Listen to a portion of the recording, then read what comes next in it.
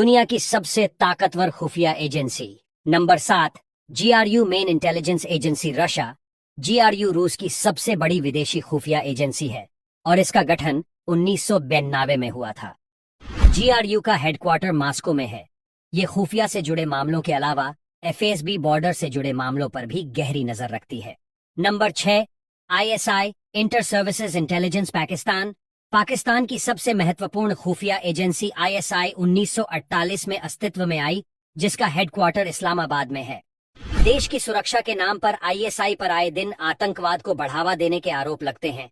कई आतंकी हमलों में उसका हाथ माना जाता है। Number 5, MSS ministry of state security.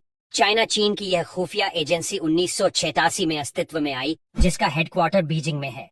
इस एजेंसी के जिम्मे काउंटर इंटेलिजेंस ऑपरेशंस और विदेशी खुफिया ऑपरेशंस को चलाना है।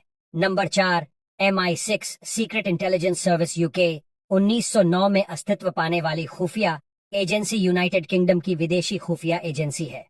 इस एजेंसी का हेडक्वार्टर लंदन में है। डिफेंस, सरकार के साथ जानकारी साझा करने जैसे काम करती है। MI6 ज्वाइंट इंटेलिजेंस देश की संस्थाओं पर नजर रखने का काम भी MI6 के जिम्मे है। Number 3, raw research and analysis wing Bharat. 1962 के युद्ध के बाद बनी खुफिया एजेंसी रॉ वास्तव में 1968 में अस्तित्व में आई। इसका हेडक्वार्टर नई दिल्ली में है।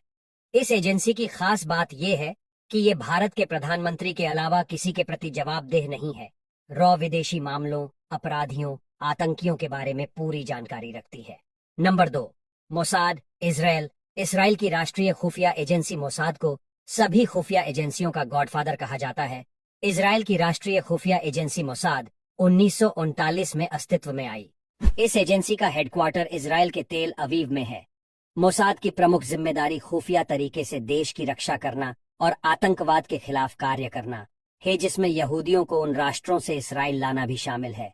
Number 1, CIA central intelligence agency USA।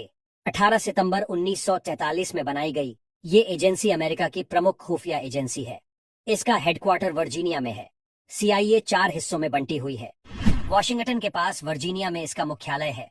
Cyber crime, आतंकवाद रोकने समेत CIA देश की सुरक्षा के लिए काम करती है।